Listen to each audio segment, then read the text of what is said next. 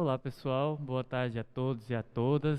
Queria dar as boas-vindas para os colegas que estão aqui no auditório, as boas-vindas aos colegas que estão pelo Zoom. Estamos dando início a mais um encontro síncrono temático do Cálculo 2, aqui pelo Projeto Newton. E hoje eu vou dar continuidade ao nosso estudo. A gente vai finalizar o estudo do espaço vetorial, da estrutura do espaço vetorial Rn. E eu vou falar um pouquinho, começar a falar para vocês sobre funções vetoriais. Tá bem? Antes disso, alguns lembretes importantes em relação aos colegas que estão pelo Zoom. É importante que ao entrar, entrem com o nome e sobrenome e o curso. Eu percebo que já está sendo estão levando mais em consideração na hora de entrar, já não aparece mais só o nome inicial, isso é bom, porque isso gera para a gente a lista, ok? Da presença de vocês. Em relação aos colegas que estão aqui, eles assinam lá, então sem problema, isso já conta com uma presença. Alguns outros informes, muitos colegas têm mandado e-mail e perguntando sobre a dificuldade com o estudo dirigido, principalmente em avançar no estudo dirigido. Aparentemente, alguns colegas estão tendo problema em no Moodle marcar que completaram um passo. E aí eu já dei uma olhada nas configurações, tudo parece como era feito no semestre passado, eu ainda não consegui identificar exatamente por que está dando problema, principalmente em smartphone. Então, hoje cedo eu liberei no estudo dirigido que vocês possam realizar direto os questionários. Então, aqueles que estavam com dificuldade de entrar no questionário 1 e no questionário 2, seja o de revisão de cálculo 1, seja o de introdução à geometria analítica, o que eu fiz foi não colocar ele mais condicionado àquele conteúdo de revisão. O conteúdo de revisão está lá. É importante que vocês leiam ele para fazer as questões, mas agora vocês vão conseguir fazer direto o questionário e finalizar o estudo dirigido para que a gente resolva. E aí eu vou continuar tentando entender qual está sendo o problema do estudo dirigido em relação ao smartphone, para não voltar a acontecer no próximo ciclo de atividade. Alguma pergunta de alguém que está aqui? Alguma pergunta dos colegas aí pelo chat, do Zoom? Bem, não tendo dúvidas, eu vou dar continuidade. Lembrando que na aula passada, a última coisa que eu falei foi sobre o produto vetorial, é daí que eu vou partir. Vou só relembrar o que foi feito na aula passada. Bem, a gente está fazendo uma introdução à geometria analítica, né? Para conseguir entender os espaços Rn.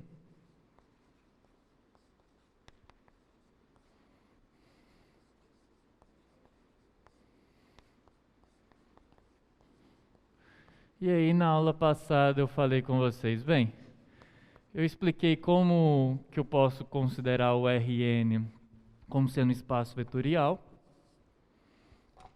Então eu falei para vocês sobre os espaços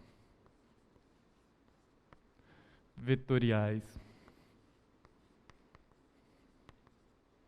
Rn, ou seja, eu faço aquela observação de que um vetor nada mais é do que o conjunto de todos, o vetor representado por um segmento orientado, ele na verdade corresponde ao conjunto de todos os segmentos que são orientados e que são equipolentes àquele segmento dado. E aí dessa forma, como a relação de equipolência é uma relação de equivalência, eu posso me restringir a considerar todos os pontos do Rn como representando um vetor, que é o vetor que é o segmento orientado, que tem origem na origem do Rn, ou seja, no 0, 0, 0, e a extremidade naquele ponto dado. Aí eu falei para vocês sobre as operações, certo?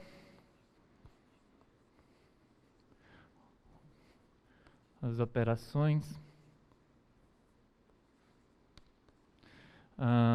no espaço vetorial Rn.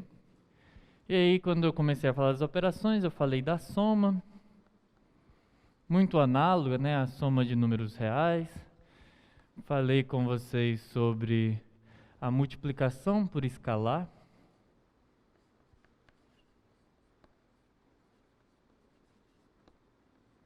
multiplicação por escalar de R, que é aquele lambda vezes o vetor, que eu comentei com vocês na aula passada, e consegui também falar sobre o produto escalar ou produto interno. Eu vou falar produto interno para não ficar confundindo com multiplicação por escalar e produto escalar, não gerar dúvida, eu vou falar de produto interno.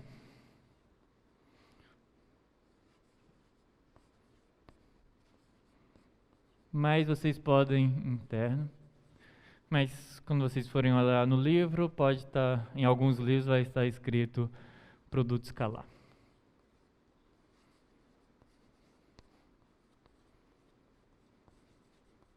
Tá bem? Falei sobre as propriedades. A soma tem as propriedades que a soma em geral de números reais tem, de números inteiros. Multiplicação por escalar também tem as propriedades esperadas, né? Você pode distribuir a multiplicação por escalar em relação à soma, ela é associativa, coisas do tipo. E eu falei também um pouquinho do produto interno. Além de falar das propriedades, ele é comutativo, não faz sentido falar de associatividade para o produto interno, porque eu só posso fazer produto interno de 2 vetores, não tem como fazer de 3, se o resultado do primeiro produto interno já é um número real, não é mais um vetor. E uma coisa, só uma observação importante, algo extremamente importante, na verdade, sobre o produto interno é a relação de que se eu tenho um vetor U, um vetor V, e um ângulo entre esses vetores que é θ, ao explicar e ao justificar o produto interno, eu falei para vocês, eu mostrei para vocês que o cosseno desse ângulo é dado pelo produto interno de U com V sobre a norma do vetor U vezes a norma do vetor V. E aí, bem, essa norma também foi uma das coisas que eu defini.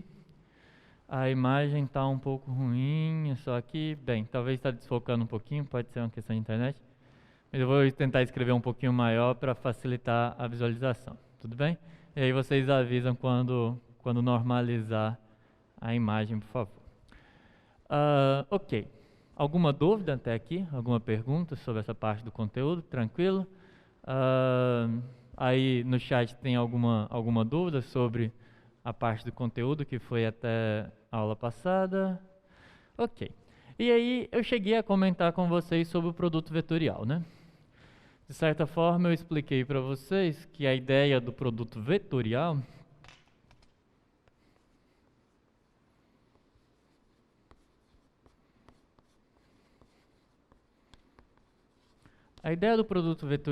é definir um produto, ou seja, definir uma operação entre vetores, onde essa operação tenha como imagem ainda um vetor.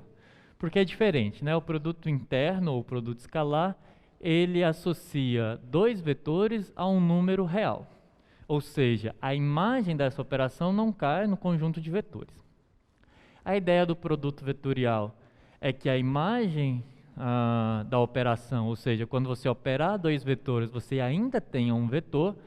E aí eu comentei com vocês que é possível mostrar que isso só é possível quando eu estou no R3.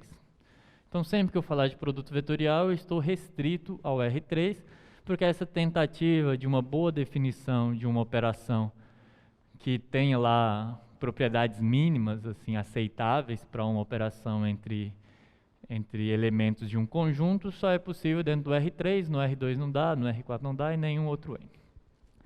E aí, bem, eu falo, então se é no R3, eu já posso entender o meu U como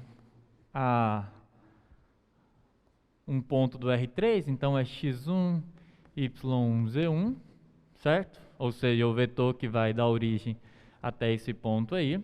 E eu posso considerar o V como sendo x2, y2 e z2. Eu falei para vocês na aula passada que hoje eu ia fazer uma justificativa mais teórica do que por que o produto vetorial é como é. Na aula passada eu só mostrei para vocês uma forma eficiente de calcular, Mas o objetivo do produto vetorial é ter um vetor. Ah, tá. Tem um probleminha com o Zoom, pessoal, e aí eu vou aguardar um minutinho, tá? Mudo. Bem, eu tenho que falar para eu saber se tem áudio, né? Se eu ficar calado, não vai dar para vocês saberem se voltou. Estão conseguindo me ouvir? No Zoom? Voltou? Agora sim? Tá bem, deixa eu continuar.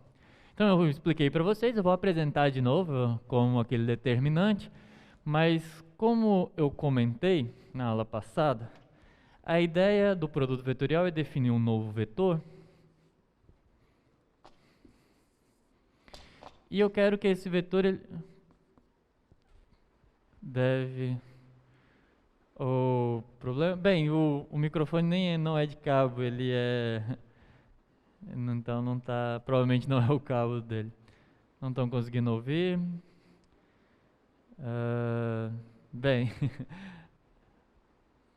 Voltou? Voltou?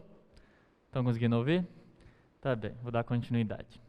A ideia do produto vetorial é encontrar um novo vetor W, que a gente vai definir ele como sendo esse produto vetorial, e aí para diferenciar do produto interno eu vou colocar um x em vez de um ponto.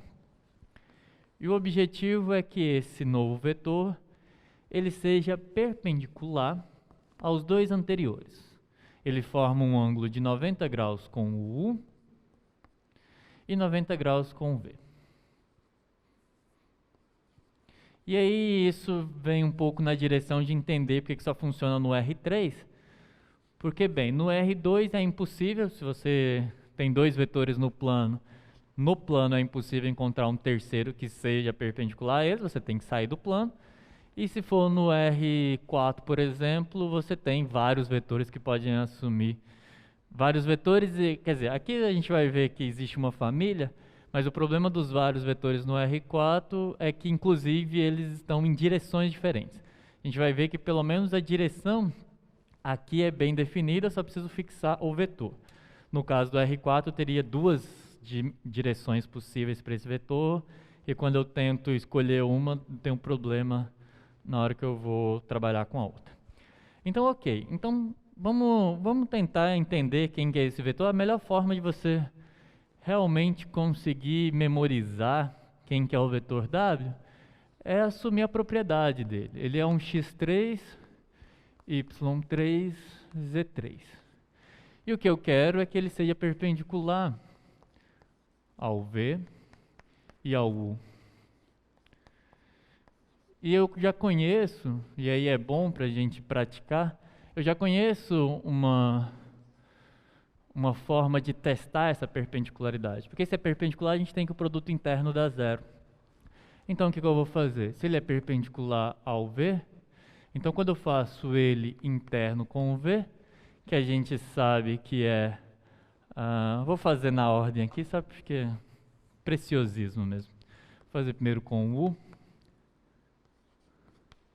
Bem, eu sei que o produto interno de W com U é produto coordenada a coordenada e soma, então vai ficar x1, x3, mais y1, y3, mais z1, z3, igual a zero, porque eu estou dizendo que eles são perpendiculares, então o ângulo tem que ser 90 graus, e o cosseno de 90 graus é zero. E W, quando você faz ele interno com V, você vai obter x2, x3, y2, y3 e z2, z3 igual a zero. E aí você tem um sistema que você quer resolver, porque o que a gente quer de fato é encontrar o x3, o y3 e o z3. Na verdade, esse sistema tem infinitas soluções, só que essas infinitas soluções elas estão sobre uma reta, uma é múltiplo da outra. O que acontece? Como eu faço para resolver esse sistema? Bem, eu posso tentar, vamos supor que eu quero encontrar quem que é o x3, então eu posso tentar eliminar alguma variável e tentar ficar só com x3. Uma possibilidade para isso é, observe que eu tenho três variáveis, x3, y3 e z3.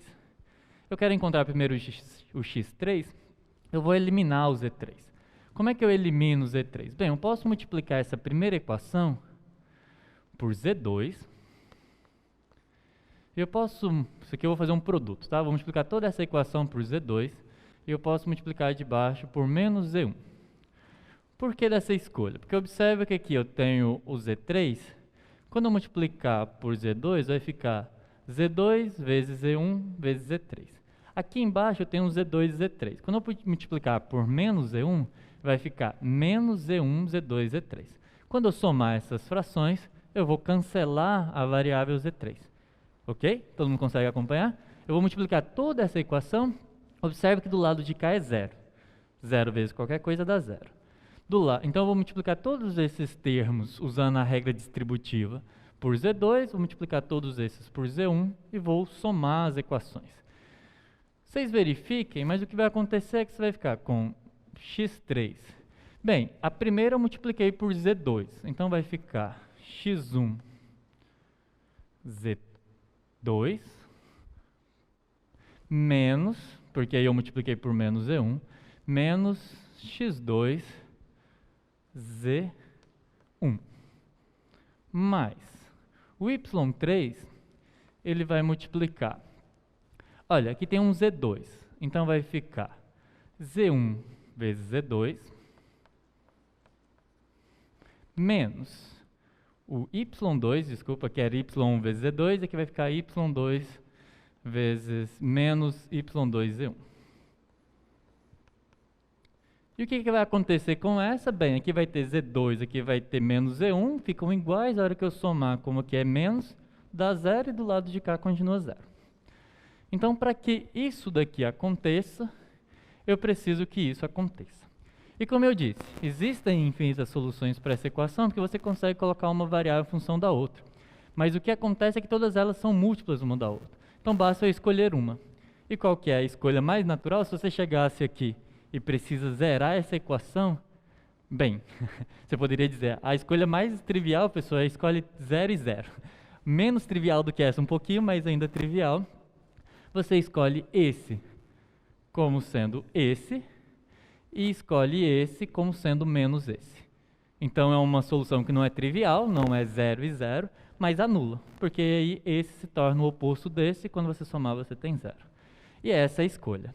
Então, para a gente, o x3 vai ser o y1 z2 menos o y2 z1. Tá tranquilo lá? Tá tranquilo. O y3. Bem, para que se eu escolhi o x3 como sendo essa parcela, então o y3, para que isso se anule, tem que ser menos isso. Quando eu fizer o menos, eu só vou mudar a ordem aqui. Então, eu já vou escrever como sendo z1x2 menos z2x1.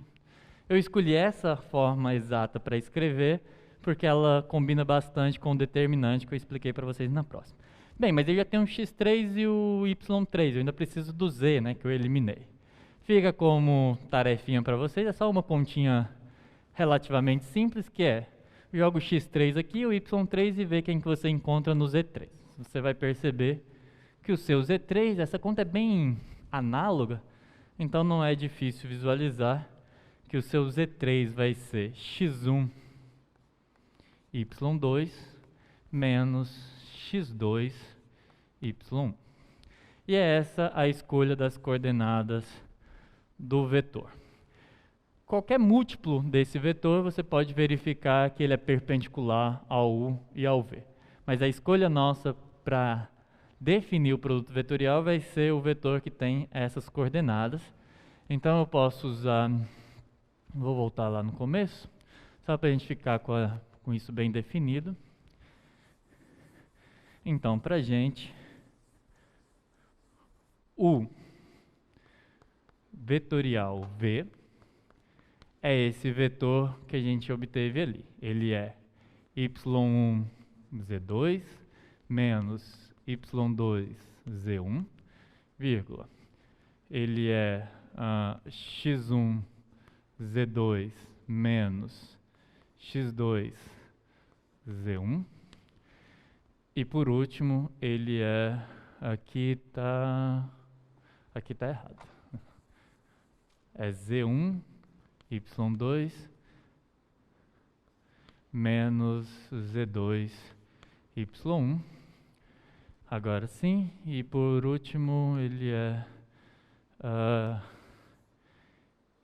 x1, y2, espera aí, deixa eu encontrar lá o último, x1, y2, menos x2, y1. Correto? Vamos ver lá? O que está errado é esse daqui mesmo, né? Estava escrito ali, era só ter olhado, né? y1 x2, y1 z2, menos y2 z1. Aí é porque tem uma ordem que você acaba decorando, ou pelo menos acha que decorou, e por isso que eu sabia que tinha um errado, não podia ser os dois daquele jeito. E aí eu apaguei o errado. Z2, x1. Professor, mas eu vou ter que decorar essa fórmula, é esquisito, é difícil. Não, como eu disse, a forma mais simples de você calcular isso é você tem um macete, como a gente diz lá em Goiás, não sei se vocês chamam macete aqui, tem uma regrinha que facilita. Ela não está bem definida, porque fica parecendo que eu estou fazendo determinante de vetor com número, é meio esquisito, mas ela funciona bem para você lembrar. Quando você tem que calcular o vetorial, você pode escolher os vetores I, J e K. Eu já vou escrever quem são eles, eu escrevi na aula passada, mas eu escrevo novamente. Aí você começa com o U, tem que respeitar a ordem, porque é claro que se você mudar o U com V aqui, você vai alternar isso. Então você vai obter uma das primeiras propriedades do produto vetorial, que é U vetorial V é igual a menos V vetorial U, ou seja, não é comutativo, ele troca o sinal. E isso também pode ser visto no determinante, porque uma das propriedades do determinante é que quando você troca duas linhas, você troca o sinal do resultado. Então você tem que respeitar a ordem, primeiro o U, depois o V. E aí, se você calcula isso, bem, e quem quer I, quem quer J, quem quer K? São os vetores da base canônica. Então, o I é o 1, 0, 0. O J é o 0, 1 e 0. E o K é o 0, 0, 1. Então, quando você faz esse produto, usando as regras quando você calcula esse determinante, usando as regras de determinante, tudo que estiver multiplicando por I vai para a primeira coordenada do seu vetor. Tudo que vai multiplicando por J vai para a segunda coordenada do seu vetor. Tudo que vai multiplicando por K vai para a terceira coordenada do seu vetor. E aí é fácil verificar se a gente acertou a escrita, né? Observa. I, que multiplica Y1, Z2. Então, Y1, Z2 vai para cá e vai positivo. Quando você olhar, bem, o determinante ele é positivo se vem de cima para baixo, né? Aquelas linhas assim. E negativo as opostas. Então, o I ele multiplica Y2Z1. Só que aí fica negativo porque está do outro lado. Certo? Aí tem que dar uma lembradinha rápida de como se calcula determinante. Eu fiz um desenho na aula passada que ajuda a memorizar. Mas de fato aí você pode testar cada uma das coordenadas. Funciona e naturalmente vai ser perpendicular porque a gente construiu dessa forma, né? A gente veio da equação que garante que esse vetor é perpendicular tanto ao U quanto ao V. Alguma dúvida até aqui? Tá indo? Voltar no quadro do meio, claro. Esse é o quadro do meio. Foca no quadro do meio aí, porque se tiver alguma dúvida. Tudo certo? Ah, tá, tem um erro, né? Achei. Eu olhei, olhando o quadro eu não vi, mas é isso que tinha que estar escrito. Agora tá certo, né? Agora sim. O W tem que ser perpendicular. Isso é erro de escrita. Fala uma coisa, escreve outra. Alguma dúvida até aqui? Uma pergunta? Então esse é o produto vetorial. Vou mostrar para vocês a principal propriedade dele, que é bem interessante, porque permite a gente calcular a área usando produto vetorial. Mas para justificar isso, eu vou ter que fazer uma continha.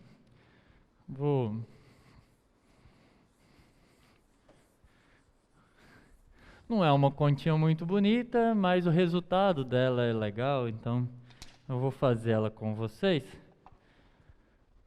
Bem, quando eu calculei a norma do produto interno de dois vetores, eu obtive desigualdade de Cauchy e propriedades com ângulos, né? Agora eu vou tentar encontrar alguma coisa sobre o ângulo usando o produto vetorial. Então eu vou pensar que o U está aqui, o V está aqui, e vou calcular quem que é a norma do U vetorial V. Vamos ver quem que isso gera para a gente. Bem, como eu disse, não é uma conta muito bonita porque as expressões são muito grandes, né? Se você levar aqui ao quadrado, você vai ver que o que aparece é y1 z2 menos y2 z1 ao quadrado mais z1 x2 menos z2 x1 ao quadrado mais x1 y2 menos x2 y1 ao quadrado. É claro que não vai ficar uma expressão muito elegante, mas eu vou tentar simplificar ela e vocês, caso tenham curiosidade, façam ela com mais detalhe. O que vai acontecer? Bem, são quadrados de produtos, quadrado da diferença, né? Então uma coisa a gente sabe, vai aparecer o quadrado de todo mundo. Todos esses elementos aqui vão aparecer ao quadrado e vai ficar o menos 2 multiplicando um produto aí bem geral, né? Então, a menos de fazer umas continhas e organizar, fazer uns cancelamentos, o que a gente vai obter é uma coisa desse tipo, né? Vai ficar. E tem mais um detalhe, e aí eu já vou colocar ele em evidência, que é o seguinte. Observa que o y1 aparece ao quadrado aqui, e ele aparece ao quadrado aqui de novo. Ele aparece o y2 a mesma coisa, então todo mundo vai aparecer duas vezes. E aí o que a gente vai obter é o seguinte, a gente vai ficar com y1 quadrado, z2 quadrado, mais y2 quadrado, z1 quadrado, mais z1 quadrado, x2 quadrado, mais... Isso eu estou pegando só os quadrados de todo mundo, tá? Mais o z2 quadrado, x1 quadrado, mais o x1 quadrado, y2 quadrado, mais o x2 ao quadrado, o y1 ao quadrado. E aí, depois que eu tirar o quadrado de todo mundo, ainda vai me sobrar um menos, então isso é continuando a conta, tá? Um menos 2, que multiplica o produto, tá? Produto x1 vezes x2, y2 vezes y1, então vai aparecer menos duas vezes y1, z2, y2, z1, mais z1, x2, vezes z2, x1, mais x1, y2, x2, y1. Então é isso que vai aparecer, tá? Mas o que acontece é que eu consigo simplificar um pouco essa equação observando o seguinte. Se você colocar o y1, por exemplo, em evidência, o y1 vai multiplicar o z2 ao quadrado, o x2 ao quadrado e só, né? Peraí, só organizar aqui o pensamento para não complicar. Se eu escrever x1 ao quadrado mais y1 ao quadrado mais z1 ao quadrado vezes o x2 ao quadrado mais o y2 ao quadrado mais o z2 ao quadrado, o que vai acontecer é que só tem uma coisa aqui que está faltando em relação à igualdade que eu tinha anteriormente, que é x1, x2 quadrado, y1, y2 quadrado e z1, z2 quadrado. Esses elementos não aparecem aqui. Mas uma forma de eu tirar esses elementos é subtraindo x1, x2 mais y1, y2 mais z1, z2 ao quadrado. É aquelas famosas jogadas de matemática que parece que está tirando da cartola, né? Tem que pensar um pouquinho. Mas observa que, quando você faz esse quadrado aqui, se você desenvolver, você vai observar que vai ter todos esses menos 2 aqui, tá? Porque aqui o sinal de menos vai compensar esse sinal de menos aqui. E a única coisa que está passando aqui, que não tem nessa linha da minha conta, é exatamente o x1, x2 quadrado, y1, y2 quadrado e o z1, z2 quadrado, que também não tem aqui. Então, quando você faz isso menos isso, apesar de parecer uma roubada, funciona bem. Funciona bem, porque você volta para essa igualdade. Tem que fazer umas continhas para verificar. É dessas contas que eu não queria fazer, não tem muita necessidade.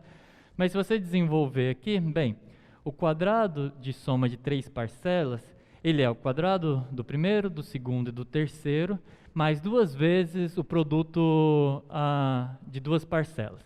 Então vai ficar menos 2 vezes esse, 2 vezes esse, 2 vezes esse. Que é exatamente o que está escrito aqui. Então por isso que funciona. Só que aí quando a gente faz isso, aí eu posso reescrever isso daqui, agora sim, que era o passo que estava faltando, como sendo a norma do U ao quadrado, a norma do V ao quadrado, e esse cara aqui é um velho conhecido nosso, ele é menos o produto interno, o vezes o V produto interno ao quadrado. Não é verdade? Só que esse cara aqui a gente conhece também. Eu já apaguei, mas esse aqui eu consigo determinar ele em função daquele dali. O que eu tenho é que isso é U ao quadrado, V ao quadrado, mas o produto interno ao quadrado nada mais é do que o U ao quadrado, o V, a norma do V ao quadrado, cosseno ao quadrado de θ. Parece mágica, mas funciona. Aí eu consigo escrever isso como sendo U, norma do U, norma do V ao quadrado, que multiplica. Colocando em evidência, vai ficar 1 menos o cosseno ao quadrado de θ. Mas 1 menos cosseno ao quadrado de θ também é um velho conhecido nosso, é seno ao quadrado. Identidade trigonométrica fundamental, que eu espero que todos vocês lembrem, é que cosseno ao quadrado mais seno ao quadrado é sempre igual a 1. A gente vai usar isso algumas vezes. Então, o que está escrito ali é a norma do ao quadrado, a norma do V ao quadrado vezes o seno ao quadrado de θ. Conclusão, tem umas continhas no processo, mas a conclusão é que a norma do produto vetorial ao quadrado é a norma do U ao quadrado, a norma do V ao quadrado e o seno ao quadrado. Bem, se eu considerar que esse seno aí está variando, que esse θ, né, está variando de 0 a π, para garantir que isso é positivo, então eu posso tirar a raiz quadrada. Então eu sempre vou ficar com um ângulo menor, tá? O que significa que o θ está variando de 0 até π? Significa que eu estou olhando um ângulo menor e não o maior, certo? Porque se eu olhasse o menor, estaria negativo. Então, desde que eu olhe para o maior, eu vou ter U a norma de U vetorial V é igual à norma do U, a norma do V e seno de θ. Por que eu dei atenção para essa relação? Afinal de contas, para encontrar o ângulo, eu já expliquei para vocês que o produto interno é mais fácil, né? É claro que essa fórmula eu não estou mostrando para vocês com o intuito. Deixa eu ver aqui se surgiu pergunta. Eita. Responde. Tem alguma dúvida lá? Deixa eu logo digitar a dúvida. Não entendi, Matheus, mas pode colocar a dúvida aí. Eu geralmente olho para trás, tá? Sabe que eu estava na continha. Pode colocar a dúvida aí que eu respondo sim, eu volto, explico de novo, sem problema. Para encontrar o ângulo entre dois vetores, o produto interno ele é mais eficiente, porque eu só estou fazendo o produto coordenada a coordenada. Então, por que eu fiz toda essa conta cheia de detalhezinhos, né, para chegar aqui? Porque essa propriedade é muito importante para cálculo de área, tá? Se você tem esses dois vetores e você tem esse ângulo θ, bem, isso que está escrito aqui é uma forma, é exatamente a área, bem, não está nem um pouco paralelo, deveria ser paralelo, mais para cá, desse paralelograma, tá? Vou colocar de outra cor para dar um certo destaque. Se você completa esse paralelograma, onde, bem, aqui é θ, esse lado de fora aqui é o θ também, então são paralelos, essa área aqui, ela é igual à norma do produto interno. Mas por quê? Porque observa que, para você calcular a área de um paralelograma, o que você faz é encontrar essa altura aqui, tá? Chamar isso aqui de H. Você pega esse H e multiplica pelo tamanho da base. Por que isso vale? Porque se isso é a altura, é perpendicular, né? Como é perpendicular, você pega esse triângulo que está sobrando e traz para cá e completa. E vira um retângulo, tá vendo?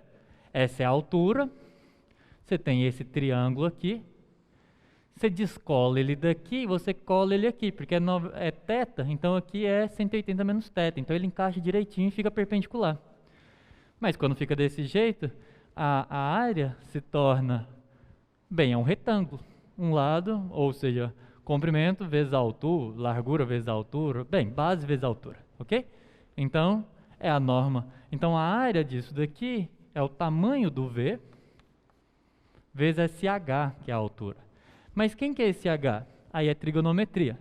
Se você conhece o U, então, se você tem a hipotenusa e você quer o cateto oposto, você multiplica a hipotenusa, que você conhece, pelo seno do ângulo. Afinal de contas, seno é cateto oposto sobre hipotenusa. Então, a fórmula que a gente obteve é a área do paralelogramo formado por elas. Então, eu posso usar o produto interno para encontrar o ângulo entre dois vetores, e eu posso usar o produto vetorial para encontrar a área do paralelograma formado por eles. Isso vai ser muito importante. Alguma dúvida? Alguma pergunta até aí? Bem, então era isso que eu queria falar sobre o produto vetorial. A outra observação eu já falei com vocês. Produto vetorial, quando você inverte, muda o sinal. Isso é importante. Eu vou listar aqui as propriedades. Então, só para vocês saberem que as propriedades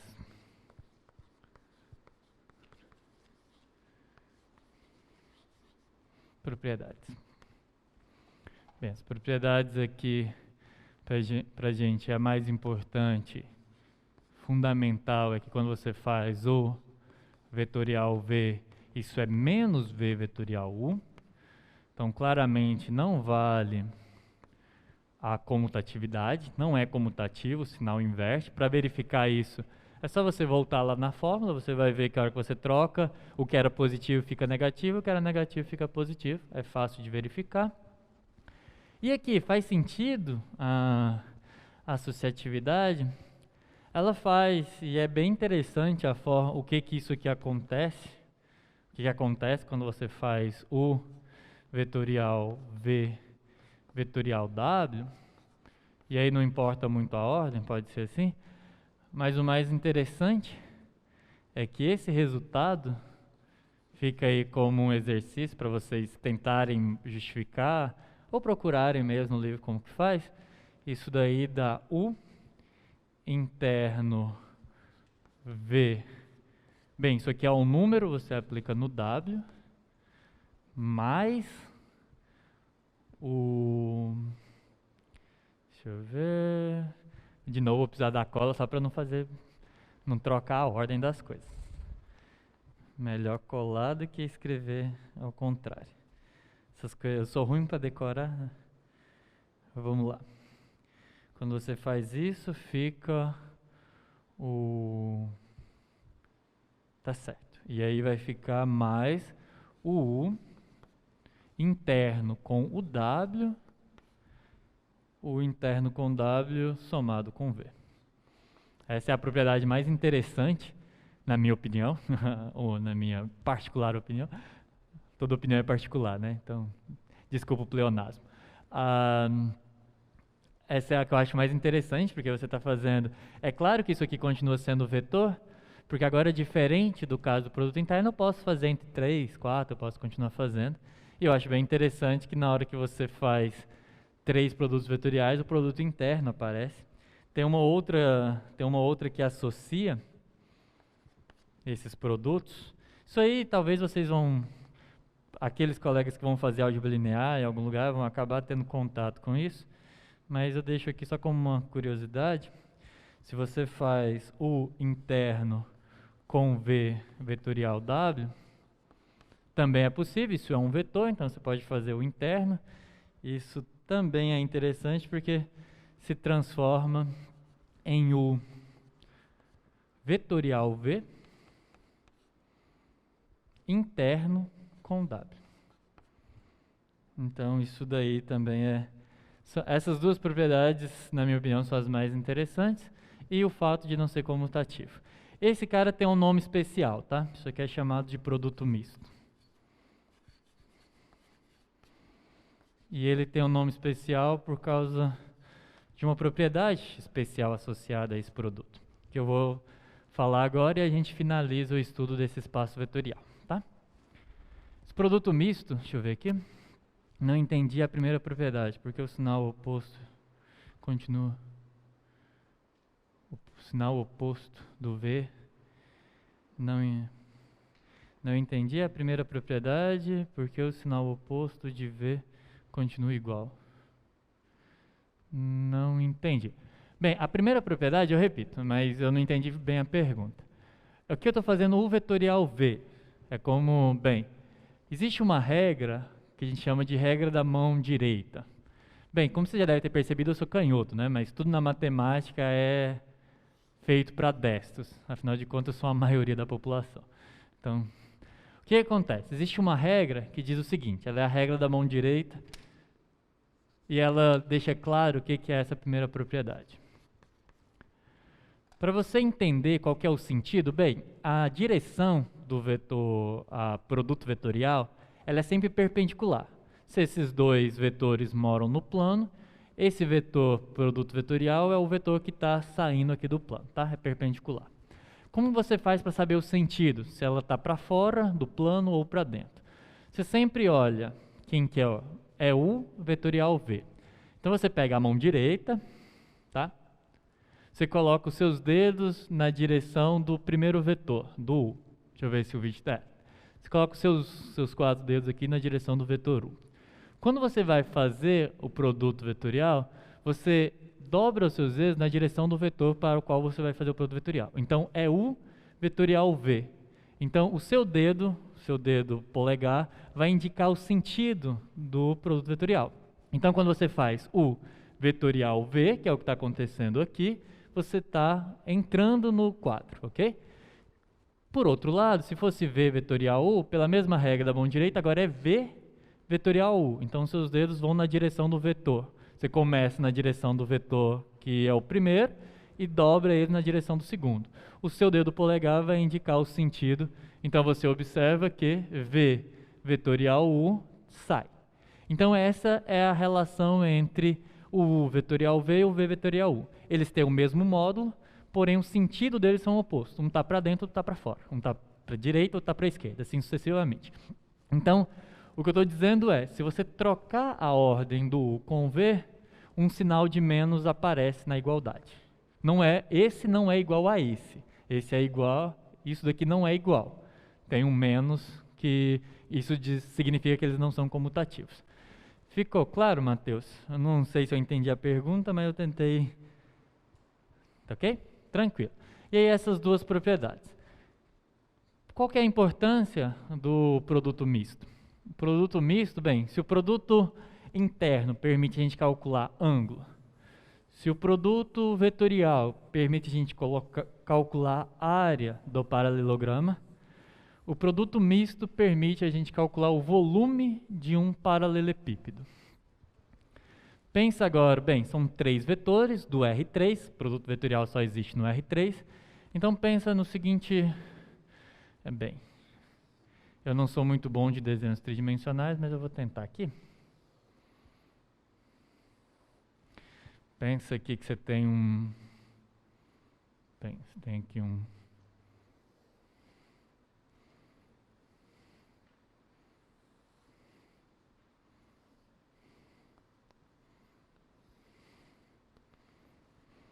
pensa que esse paralelepípedo não precisa ser aquele de calçada, tá?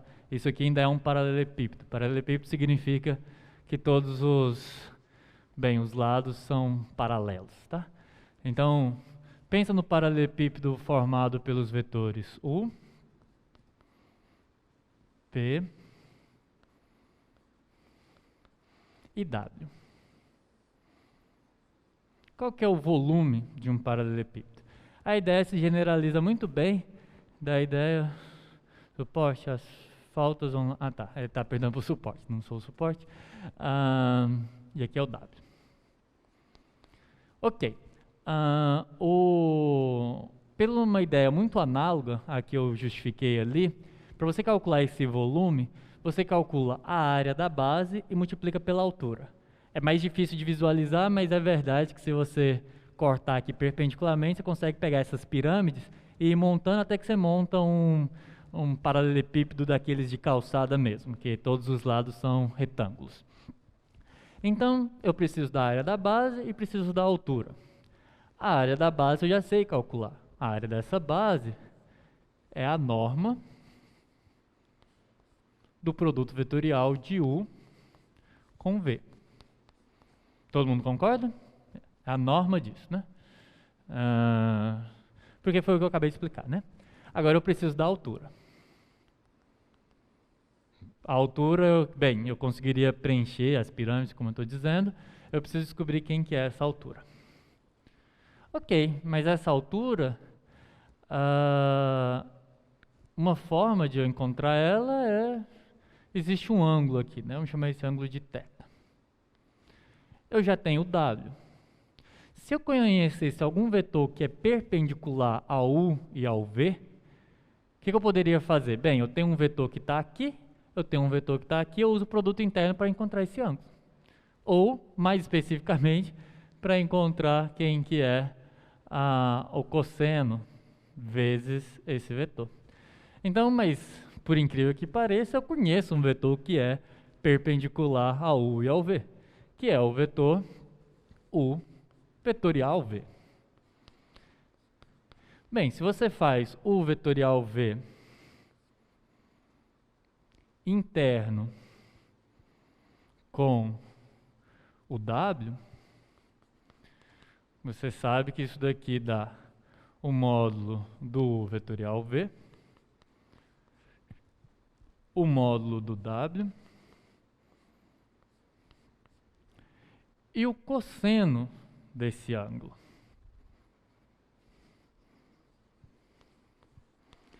Mas, olha só, W cosseno θ é a altura, vocês conseguem ver?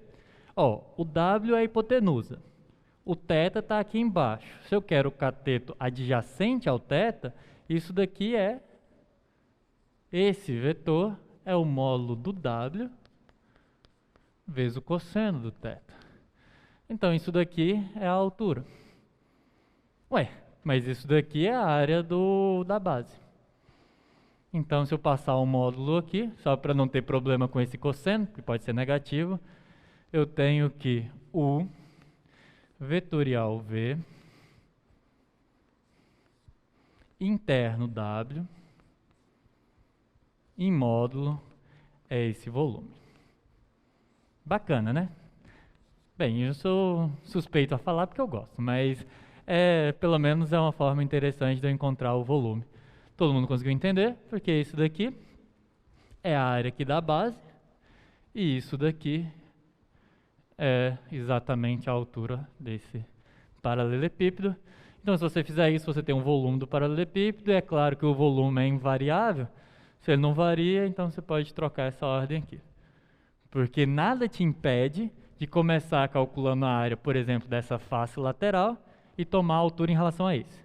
Então, a forma, a escolha de quem vai ser a base é uma escolha sua. Então, não faz diferença se você faz U vetorial V interno W, se você faz U vetorial W interno V, se você faz V vetorial W interno com U, sempre vai dar a mesma coisa. E por fim, só para a cereja do bolo, é que isso também tem uma forma simples de ser calculado. O produto misto, bem, se você fala que o U é x1, y1, z1, o V é x2, y2, z2, e o W é o x3, y3 e z3. Então, o produto misto, U vetorial V interno W, ou qualquer outra escolha que você fizer, em módulo, é o determinante de x1, y1, é o determinante, deixa eu colocar aqui. É o determinante de x1, y1, z1, x2, y2, z2, x3, y3 e z3. Em módulo também, porque tem que ser positivo, tá? Porque é um volume. Deu uma travada lá de novo. Enquanto isso, deixar o quadro aí para vocês entenderem. É bem interessante que se torne um determinante. Então agora é só que a gente perguntar o que é um determinante de uma matriz 3×3. Você sabe dizer. O determinante de uma matriz 3×3, ele é o volume, talvez com um sinal, mas em módulo, ele é o volume de um paralelepípedo formado por 3 vetores. E isso responde porque daquela relação de quando o determinante é zero, você tem que um dos vetores é a combinação linear dos outros dois. Porque se o determinante dá zero, o que você está dizendo é que quando você considera esses 3 vetores formados pelas 3 linhas, o volume dele é zero. E como que um volume pode ser zero? Bem, um volume é zero quando esses 3 vetores não formam de fato um paralelepípedo, certo?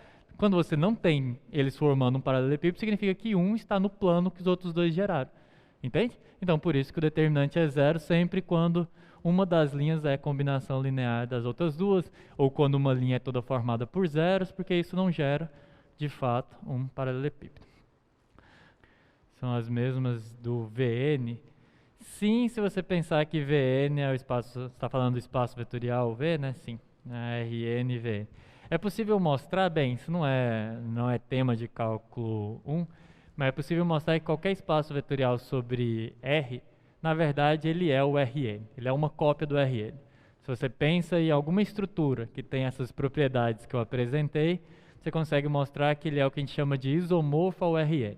Você pode simplesmente entender que ele é o Rn.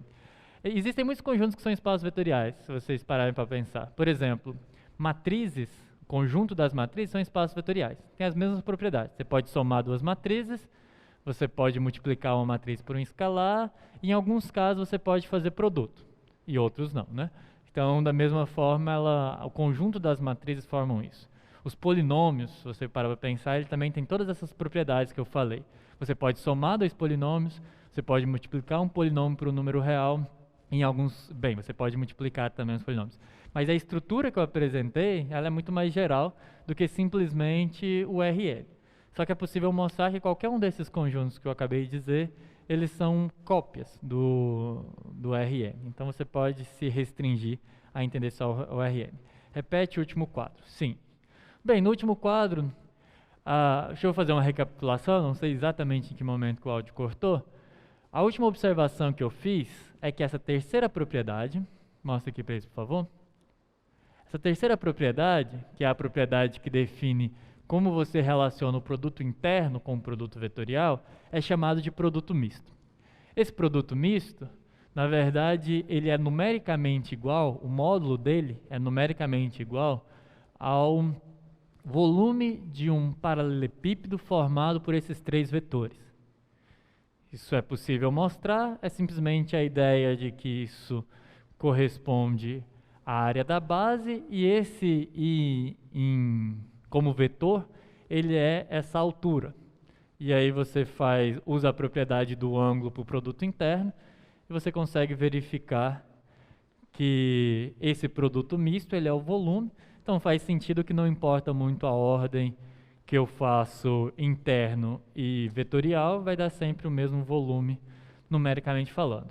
E aí a última coisa que eu falei é que existe também um macete, seja lá qual o nome que vocês dão para isso, que facilita essa conta, tá? Se você considera U, V e W como esses vetores aqui, você consegue mostrar que o produto misto, ele é esse determinante. E se você passar um módulo aqui e aqui, você vai ter exatamente o volume do paralelepípedo. Então essa foi a última observação. Aqui faz diferença a ordem? Bem, não faz muita diferença a ordem porque eu estou olhando para o módulo, tá? Mas se você sempre coloca na ordem o x primeiro, depois o v, depois o w, você tem esse resultado. Note que isso aqui é um número, tá? É óbvio, né? Estou falando que é o determinante, mas isso aqui é um número, porque isso aqui é um vetor, vetor interno com vetor dá um número real. Tudo bem aí no chat? Conseguiram ouvir dessa vez? Sem dúvidas sobre isso? Alguma pergunta? Se alguém tiver uma pergunta pode fazer, porque daqui para frente eu vou de fato avançar e começar a falar do que é o cálculo de várias variáveis. A gente já colocou uma estrutura no RN, então agora eu posso falar como é que eu olho para as funções, módulo, e a gente vai dar sequência a partir daí. Tudo bem? Sem problemas? Posso continuar? Posso dar continuidade? Bem, para começar a falar um pouco para vocês sobre funções vetoriais, tem um vídeo de um professor, eu gosto bastante desse professor, porque eu não sei o que as outras pessoas acham dele, mas eu gosto bastante dele porque eu entendo tudo que ele fala. E aí eu vou apresentar para vocês o vídeo dele. E aí depois eu vou fazer alguns comentários, tá bem? Então, vou colocar aí para vocês. Neste vídeo, falaremos sobre funções vetoriais. Para entender o que são funções vetoriais, imagine uma curva. Por exemplo, uma parábola no plano. Considere a função f, que associa o conjunto dos números reais aos pontos da parábola. Neste caso, para cada número real t, temos que a imagem de t por f é o ponto do plano t quadrado. Bom, no caso geral, dado um subconjunto A do conjunto dos números reais, a função alfa, que vai de A em Rn, que associa a cada t em A o vetor alfa de t em Rn igual a x1 de t, x2 de t até xn de t, é chamada de função vetorial. E cada função xi, que vai de A em R e associa t ao número real xi de t, com i variando de 1 a n, é chamada de função coordenada i. É comum nos referirmos a funções vetoriais como curvas do espaço Rn. Por exemplo, podemos ver a circunferência como o gráfico da função vetorial alfa, que vai do intervalo 0 a 2π no R2, dada por alfa de t igual a cosseno t seno t. Como toda função, uma função vetorial possui domínio, contradomínio e imagem. O domínio de uma função vetorial alfa é um subconjunto do conjunto dos números reais que denotaremos por d de alfa. Vale notar que, em caso de não especificarmos este conjunto, assumimos que o domínio é o maior subconjunto de R para o qual a função está bem definida, ou seja, onde ela de fato pode ser calculada. Em geral, o contradomínio de uma função vetorial alfa é o espaço Rn. Observe que as funções reais estudadas no cálculo 1 são casos particulares de funções vetoriais, o caso n igual a 1. Já a imagem de uma função vetorial alfa é um subconjunto do contradomínio de alfa formado por todos os pontos V, tais que existe um t no domínio da função satisfazendo alfa de t igual a v. Em outras palavras, é o conjunto formado por todos os pontos alfa de t com t no domínio. Vamos agora apresentar as principais operações com funções vetoriais. Sejam alfa e beta funções vetoriais de A em Rn e f uma função de A em R. Definimos as funções. Primeiro, a função soma, definida por alfa mais beta de t é igual a alfa de t mais beta de t. Segundo, a função produto pela função escalar f, definida por f alfa de t é igual a f de t vezes alfa de t. Terceiro, a função produto interno, definida por alfa, produto interno com beta aplicado em t, é igual a alfa aplicado em t, produto interno com beta aplicado em t. E no último caso, no caso n igual a 3, temos a função produto vetorial. Lembramos que o produto vetorial só está definido para n igual a 3. Assim, a função alfa, produto vetorial beta aplicado em t, é igual a alfa aplicado a t, produto vetorial com beta aplicado a t. Para finalizar, vamos ver alguns exemplos de curvas do R2 e do R3. Nosso primeiro exemplo é a já comentada parábola, que é dada pela função alfa de t igual a t quadrado. O segundo exemplo é a elipse de centro x0, y0, que é dada pela função alfa de θ igual a x0 mais a cosseno θ, y0 mais b seno θ, com a e b reais positivos e θ entre 0 e 2π. O próximo exemplo é a espiral, gerada pela função alfa, que vai do intervalo 0 mais infinito em R2, definida por alfa de t é igual a t cosseno t, t seno t. Por último, um exemplo de curva no R3, a hélice. É a curva gerada pela função alfa de t igual a cosseno t, seno t e t. Bom, esta foi a apresentação das curvas vetoriais. É isso, pessoal. Bons estudos e até a próxima. Eu gosto das aulas desse caboclo. Bem, vamos lá. Agora que eu apresentei para vocês os espaços Rn, eu acho que fica claro quando eu vou definir funções nesse conjunto, o que acontece. Bem, por que eu preciso falar de soma de vetores? Por que eu preciso falar de produto por escalar? Por que eu preciso falar de produto interno e coisas desse tipo? Porque as funções usam essas operações. Então, agora, o que eu apresentei no vídeo, resumindo, é que as primeiras funções que a gente vai estudar que generalizam as funções do cálculo 1 é o caso de uma função que vai de um intervalo da reta no Rn e que associa um t aqui em x1 de t até xn de t. Eu posso definir a soma de duas funções se eu somo as imagens, como soma de vetores. Eu posso pegar uma função real e multiplicar pela função alfa, real no sentido de que ela vai em R, e multiplicar pela função alfa se eu entendo isso como produto de um escalar. Eu pego as imagens e multiplico f de t.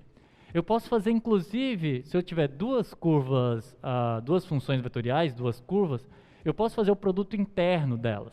Eu posso definir a função alfa, produto interno com beta, que vai de I subconjunto de R em R, até porque a imagem do produto interno é um número real, que pega um t aqui e leva ele em alfa de t, produto interno com beta de t. Porque isso é um vetor e isso é um vetor, eu posso fazer produto interno. Então essas são as funções vetoriais. As funções vetoriais elas vão ser muito mais simples, a gente vai estudar ela basicamente nesse ciclo de atividades, porque como eu vou mostrar no próximo vídeo, as propriedades das funções vetoriais, elas são totalmente análogas às propriedades das funções reais, quando eu olho nas coordenadas. Então, derivar é derivar coordenada a coordenada. Integrar é integrar a coordenada a coordenada. O limite é o limite coordenada a coordenada. A continuidade existe se é contínua coordenada a coordenada. Então, e tudo isso que é coordenada a coordenada, como eu disse lá no vídeo, as coordenadas, o que são? São funções que vão desse intervalo no próprio R. Pega um t aqui e leva em xi de t. E essas funções aqui vocês passaram um semestre estudando, então por isso a gente não vai ficar muito tempo nela, mas eu vou explicar. E aí você tem, agora a circunferência é uma função, agora uma parábola, bem, parábola já era, né? Uma elipse é uma função, e você também tem curvas no espaço, por exemplo, aquela hélice que eu desenhei, que é como se fosse uma mola em torno de um eixo z, que são exemplos de funções vetoriais. Alguma pergunta, alguma dúvida sobre a ideia de uma função vetorial? Alguma dúvida aqui? Vocês estão conseguindo acompanhar? O vídeo roda aí? Está rodando tranquilo? Está dando para ouvir? Então sim. Então vamos lá. Então, mais um vídeo. Agora vocês já sabem quem que é o autor do vídeo, não vou criar muito mistério.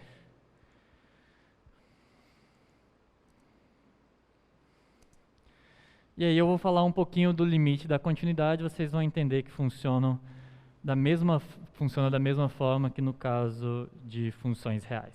Então vamos lá. Olá pessoal, neste vídeo falaremos sobre limite e continuidade de funções vetoriais. Para isso, precisamos lembrar de tudo que foi estudado sobre limite e continuidade de funções reais. Trabalharemos com esses conceitos de forma intuitiva, porém, vale ressaltar que toda essa teoria está formalizada. De fato, formalmente, dada uma função alfa que vai de A subconjunto de R em Rn, sendo A um intervalo ou a união de intervalos de números reais e T0 um elemento de A ou a extremidade de um intervalo de A, dizemos que o vetor L de Rn é o limite de alfa de t, quando t tende a t0, e denotamos por limite de alfa de t, quando t tende a t0 é igual a L, se, dado o epsilon maior do que zero, existe um delta maior do que zero, tal que, se t pertence ao domínio de alfa e a distância de t a t0 é maior do que zero e menor do que delta, então a distância de alfa de t a L é menor do que epsilon. Intuitivamente, isso quer dizer que quanto mais t se aproxima de t0, mais próximo alfa de t fica do ponto L do Rn. Lembramos que, assim como no cálculo 1, o limite é um processo de aproximação, que nunca é igual. A primeira proposição que apresentaremos é muito importante, pois ela nos diz que calcular o limite de funções vetoriais se resume a calcular o limite de funções reais. Mais precisamente, considere alfa uma função de A, subconjunto de R, em Rn, dada por Alfa de t é igual a x1 de t, x2 de t até xn de t. E seja L o vetor L1, L2 até L índice n. Então, o limite de alfa de t quando t tende a t0 é L, se, e somente se, o limite de xi de t quando t tende a t0 é igual a Li para todo i entre 1 e n. Agora, vamos apresentar a definição de continuidade para funções vetoriais, que segue a mesma lógica do caso de funções reais. Dada uma função vetorial alfa, que vai de um subconjunto A de Rn no Rn, e dado um ponto t0 no domínio de alfa, a função alfa é contínua em t0 se o limite de alfa de t quando t tende a t0 for alfa de t0. Bom, intuitivamente, alfa é contínua em t0 se o desenho da curva alfa em uma vizinhança de alfa de t0 não possui saltos, ou seja, ao desenhar a curva, o lápis não sai do papel, diferente de quando há uma ruptura no traçado. A segunda proposição desse vídeo nos permite novamente passar o problema para as funções coordenadas.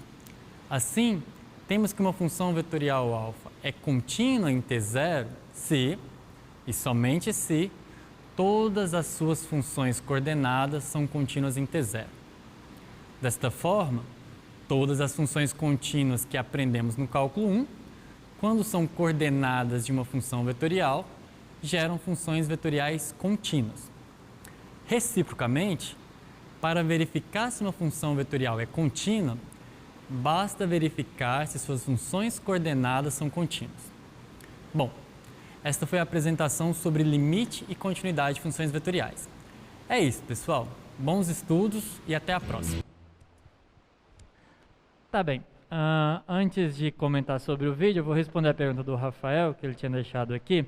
O Rafael perguntou o seguinte: as funções vetoriais são funções que descrevem sólidos que não têm um corpo robusto, já as funções de várias variáveis descrevem os sólidos, digamos assim, que têm uma aparência mais robusta. Ele comenta embaixo que é uma forma de descrever, mas eu entendi sua pergunta. O que ele está querendo saber? O que difere as funções vetoriais das funções de várias variáveis? A ideia principal da diferença é que a imagem da função vetorial é sempre uma curva. E essa curva pode ser uma reta, tá? É sempre uma reta é uma curva? Sim. Qualquer coisa, você pega um espaço, R2, por exemplo. Se você tem algo, se você tem um desenho aqui no R2, que ele pode, de certa forma, ser esticado até se tornar um segmento ou uma reta, se você tem uma curva qualquer,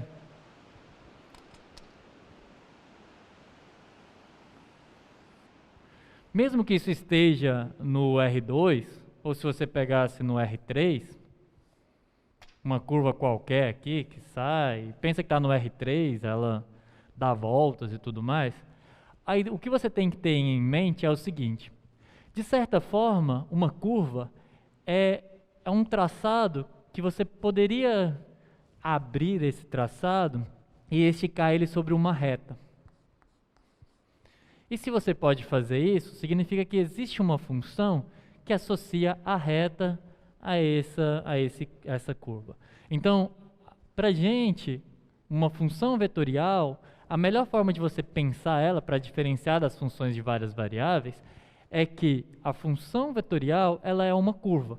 De certa forma, ela é uma operação, ela é uma forma de você transformar a reta em uma coisa. E isso só é possível fazer se o que você tem aqui tem dimensão 1, em algum sentido. Dimensão 1 é, se você mora no gráfico, você só consegue ir para a direita e para a esquerda. Então, se alguém mora sobre essa curva, ele só consegue ir para a direita e para a esquerda. E essa é uma propriedade muito semelhante à propriedade da própria reta. Na reta, você só consegue andar para cima e para baixo, direita para a esquerda. Então, é isso que caracteriza as funções vetoriais. E qual que é a diferença das funções de várias variáveis que a gente vai ver a partir do segundo ciclo? É quando você já não consegue mais associar uma reta. Pensa, por exemplo, numa esfera. no R3?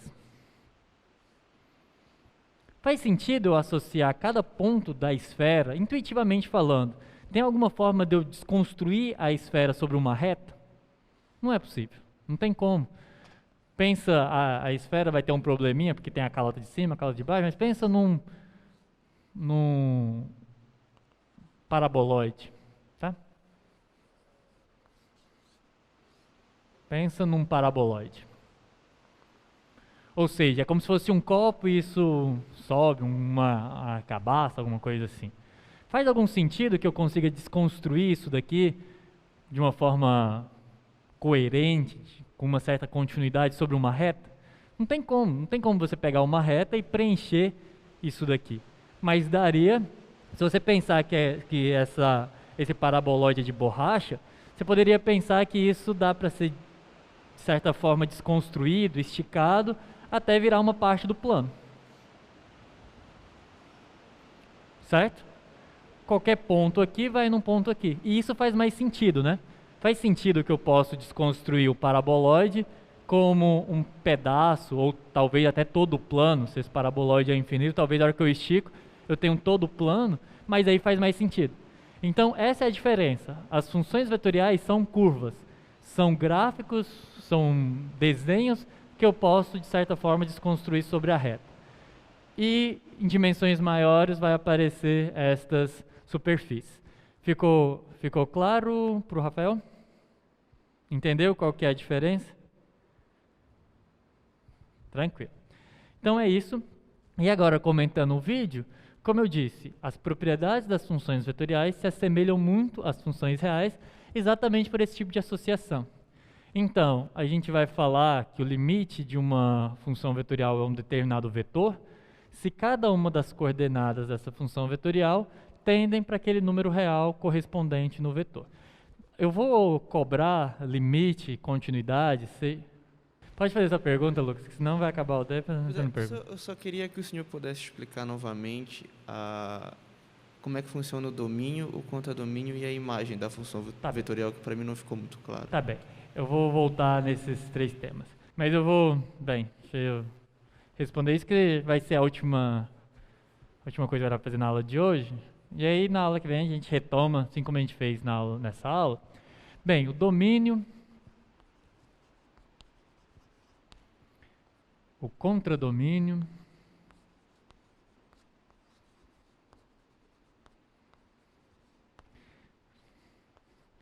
e a imagem.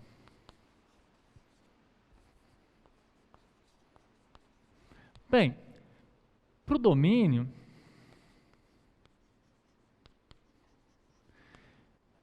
é um subconjunto, tá? É um subconjunto do R.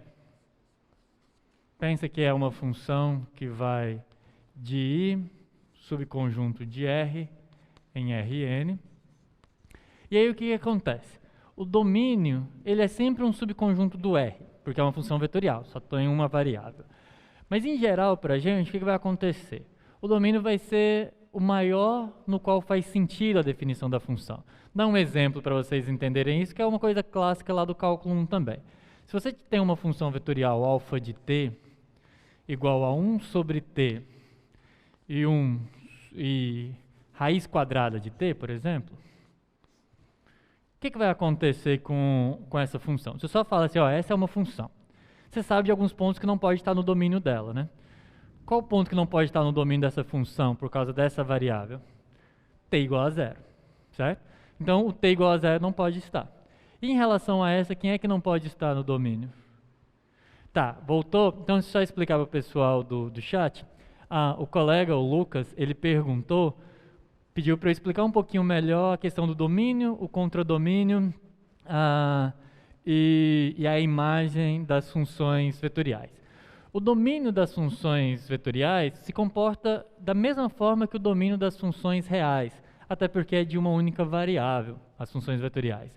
E aí, em geral, é um subconjunto do R, e esse subconjunto, quando eu não definir, o conjunto é de 0 a 2π, por exemplo, no caso da circunferência. Por que eu escolho de 0 a 2π para descrever a circunferência? Porque é suficiente para eu cobrir toda a circunferência. Mas eu poderia ter uma função de R na circunferência, só que eu ficaria dando voltas, também vale. Agora, o mais problemático do domínio é quando existe uma indefinição, algum ponto que não pode ser calculado. Nesse caso, se eu não definir, falar assim, o domínio é esse, você só precisa olhar para as funções e eliminar do domínio todos aqueles pontos onde a função não pode ser calculada. Nesse exemplo aqui, por exemplo, você não pode ter t igual a 0, então t tem que ser diferente de 0, e você não pode ter t negativo, porque números negativos não assumem raiz quadrada no conjunto dos números reais. Então o t também tem que ser maior ou igual a 0 por causa dessa, mas tem que ser diferente de 0 por causa dessa. Então no fim o domínio, aqui é um alfa, né? Então o domínio dessa alfa seria o intervalo que vai de 0 a mais infinito. Então se comporta dessa forma, ok? O contradomínio é o mais tranquilo, porque o contradomínio sempre pode ser mais geral. Então eu posso pensar que o contradomínio é o n, pensando que é uma curva do Rn. Então se essa curva mora no plano, então o contradomínio é o R2. Se essa curva mora no espaço, por exemplo, a hélice, aquela que parece uma mola em torno do eixo Z, então o contradomínio é o R3. Se é uma curva no espaço R4, o contradomínio é o próprio R4. E a imagem é a própria curva. Então a imagem, por exemplo, a imagem da alfa, que vai do 0 a 2π no R2, que leva θ em cosseno θ, seno θ. Aqui observa que o domínio eu defini, é o 0 a 2π. Então ele é esse conjunto onde eu tomo valores. O contradomínio é o R2, porque essa curva mora no plano, são vetores de duas dimensões. A imagem é a circunferência. Quem que você obtém quando você faz o θ variar de 0 a 2π com cosseno e seno? Isso dá a circunferência de raio 1. Então o que está em amarelo é a própria imagem. Agora uma coisa muito, e é boa a pergunta do Lucas, só para fazer um último comentário, eu já estou indo do meu tempo, mas um comentário importante aqui é que para as funções vetoriais, diferente das funções reais, a gente não fala em gráfico. Por que a gente não fala em gráfico para funções vetoriais, principalmente quando n é maior ou igual a 2? Porque o gráfico, ele é uma relação que associa o ponto do domínio com o ponto da imagem. Era assim que vocês faziam gráfico no R2, né? Quer dizer, no cálculo 1. O gráfico não é a imagem. O gráfico é o cartesiano da imagem com domínio. Quando você estava lá no cálculo 1 e você tinha uma curva, aí você falava assim, isso daqui é o gráfico, tá? Vocês estudaram muito gráfico, né? Para passar na primeira prova, estudar bastante. Então isso aqui era o gráfico. Era o conjunto que era formado pelo x que está no domínio e o y que está no contradomínio. No caso das funções vetoriais, a gente vai voltar a falar de gráfico no caso das funções de várias variáveis. Mas no caso das funções vetoriais, você sai da reta e vai, por exemplo, para o R3. Se você desenha aqui a hélice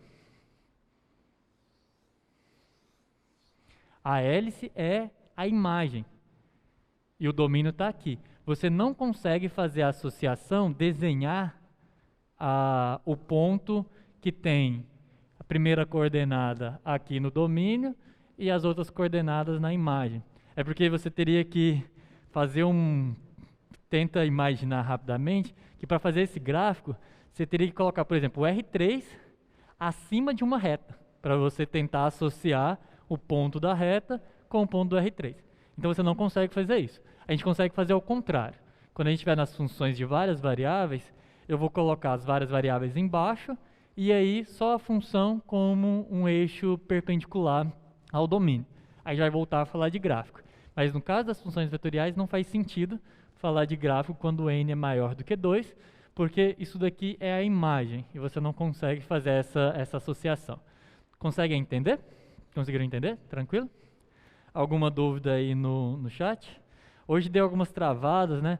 Mas pessoal, eu já estou finalizando, tem mais um vídeo, mas eu vou passar ele na próxima aula, a quarta. Uma coisa importante e uma sugestão para todos os colegas é que a parte que travou, que vocês não conseguiram ouvir, vai estar no YouTube, não agora, porque agora ainda vai estar sem o áudio, mas assim que a equipe editar, no YouTube e no próprio Moodle, vai estar o vídeo com o áudio, tá? A equipe vai, eu estou confiando neles, não estou nem dizendo que eles nem falaram isso, mas eu estou confiando que eles vão conseguir colocar o áudio nessas partes que ficaram mudas, e aí vocês vocês assistem, pode ser? Tranquilo? Tem uma pergunta do Eduardo, até no R2 a gente usa a ideia de imagem. Isso. Mesmo no caso da circunferência, tá? Até aqui não dá para falar de gráfico. Aqui eu estou indo do 0 até 2π, que é o domínio, para cá. Você não consegue amarrar em um único no R3 esse desenho, tá? É por isso que a gente não fala de gráfico para funções vetoriais. Tudo certo aí no chat? Ouviram que para dar uma acompanhada lá no YouTube assim que a versão final chegar? Tranquilo? Tranquilo aqui? Sem alguma pergunta, alguma dúvida? E pessoal, sigam o exemplo do Lucas, venham fazer as perguntas aqui também, porque a galera do chat é fácil, né? Manda lá, escreve rápido, mas é claro que eu sei que em alguns momentos surgem dúvidas. Como eu disse, ninguém vai ficar famoso e nem virar meme só por vir aqui no microfone. Então, tirem as dúvidas, é importante a participação de vocês, tá? O único que vira meme é o professor, os alunos ficam mais tranquilos, tá bem? Pessoal, um bom almoço para todos vocês, espero que a gente encontre algum lugar para comer, quem está aqui, e até quarta-feira.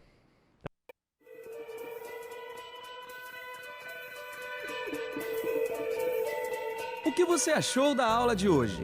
Ainda ficou com dúvidas? Procure os monitores do projeto, eles estão prontos para ajudar. Aproveite todos os nossos recursos, acesse a sala de aula do Moodle e assista aos vídeos. Bons estudos e até logo!